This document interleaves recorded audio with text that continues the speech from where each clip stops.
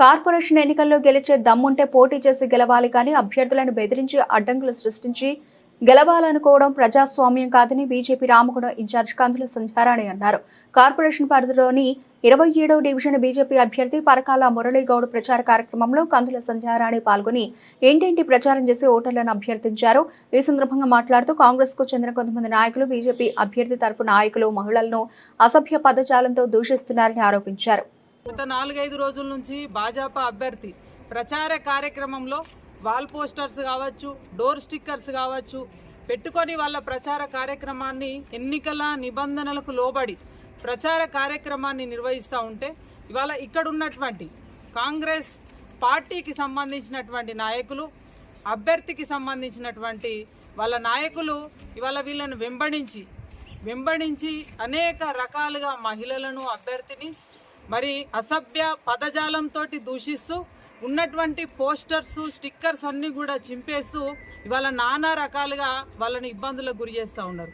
ఇవాళ మనోవేదనకి గురవుతూ ఉన్నారు అభ్యర్థులు. నేను ఒక్కటే హెచ్చరిస్తూ ఉన్నాను, మీకు గెలిచే దమ్ముందా?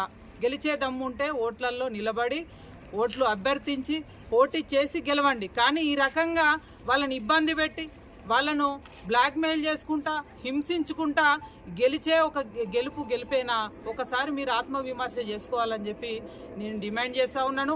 ఎమ్మెల్యే రాజ్ ఠాకూర్, మక్కాన్ సింగ్ మిమ్మల్ని కూడా నేను అడుగుతా ఉన్నా ఇవాళ మీరు అభ్యర్థులకి మీరు ఏం చెప్తా ఉన్నారు? మీ కార్యకర్తలకి మీరు ఏం చెప్తా ఉన్నారు? ఏం బోధిస్తూ ఉన్నారు?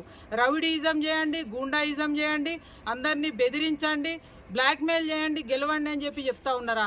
మీ సూచనలతోటే ఇవాళ ఈ రకంగా అభ్యర్థులు ఫాలో అవుతా ఉన్నారా? ఒకసారి మీరు ఆలోచన చేయాలని చెప్పి ఇక్కడ ఉన్నటువంటి ఎమ్మెల్యేని నేను అడుగుతా ఉన్నాను. అదే రకంగా మీరు గెలిచినప్పటి నుండి, ఇక్కడ రామగుండం ఎమ్మెల్యే గెలిచినప్పటి నుండి ఇవాళ విపరీతమైనటువంటి రౌడీయిజం ఇక్కడ పేటరేగిపోతా ఉన్నది. ఇవాళ ప్రతి ఒక్కరు భయాందోళనకు గురవుతా ఉన్నారు. 46 గుళ్ళను గులగొట్టించారు, ఇళ్ళు గులగొట్టించారు, షాపులు గులగొట్టించారు. ఇవాళ 6 గ్యారంటీలలో ఏ ఒక్కటి కూడా మీరు అమలు చేయలే. ఏ ముఖం పెట్టుకొని ఇవాళ ఓట్ల కోసం వస్తూ ఉన్నారు. ఇవాళ ప్రజలు తిరగబడతారని భయంతో ఈ రకమైనటువంటి వికృత చేష్టలు మీరు చేస్తూ ఉన్నారు. ఇవాళ నిజంగా కూడా అభ్యర్థిని ఇవాళ దూషించినటువంటి వీడియోలు కూడా మేము చూపిస్తూ ఉన్నాం. ఇవాళ మహిళల్ని, ప్రచారానికి వచ్చినటువంటి మహిళల్ని ఒక్క మహిళ కూడా రావద్దని చెప్పి వాళ్ళ ప్రత్యక్షంగా వాళ్ళు ఈ రకంగా మాట్లాడడం అనేది నిజంగా కూడా చాలా అమానుషం. హెచ్చరిస్తా ఉన్నా నేను, ఇట్లనే గనక మీరు చేసినట్టయిందుంటే ఖచ్చితంగా ప్రజా కోర్టులో శిక్ష మీకు తప్పదు, ఓటమి తప్పదని చెప్పి సందర్భంగా నేను హెచ్చరిస్తా ఉన్నాను. 25వ డివిజన్ ప్రజలకు నా యొక్క విజ్ఞప్తి, నేను భారతీయ జనతా పార్టీ అభ్యర్థిగా పోటీ చేస్తున్నాను. ప్రజల సంక్షేమం కోసం, ప్రజల అభ్యున్నతి కోసం, ప్రజల యొక్క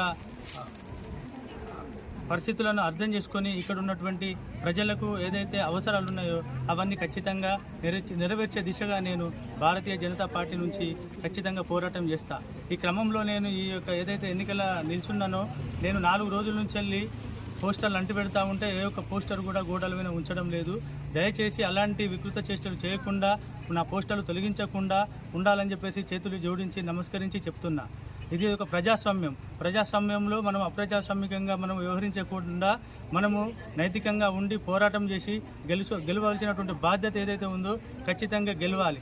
అది కాకుండా రౌడీ రాజ్యంలాగా, రౌడీలలాగా, గుండాలలాగా ఏ విధమైనటువంటి వికృత చేష్టలు చేయకుండా దయచేసి ప్రజాస్వామ్యంలో ప్రజాయుతంగా గెలవాలని చెప్పేసి నేను అభ్యర్థిస్తూ నేను అందరికీ నమస్కరించి నన్ను 25వ డివిజన్లో ఈ భారతీయ జనతా పార్టీ అభ్యర్థిగా గెలిపించాలని చెప్పేసి అందరికీ విన్నవించుకుంటున్నాను.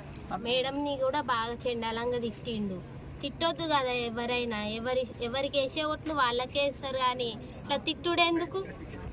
సతీష్ వాళ్ళ నాన్న గలీజ్గా లంజముండా ముండలారా అని చెండాలంగా మాట్లాడిండు మాటలు. చెప్పు తీసుకొని కొడతా ఇక్కడికి వస్తా, మీరు ఇక్కడికి వస్తే అని గలీజ్గా తిట్టిండు మాటలు.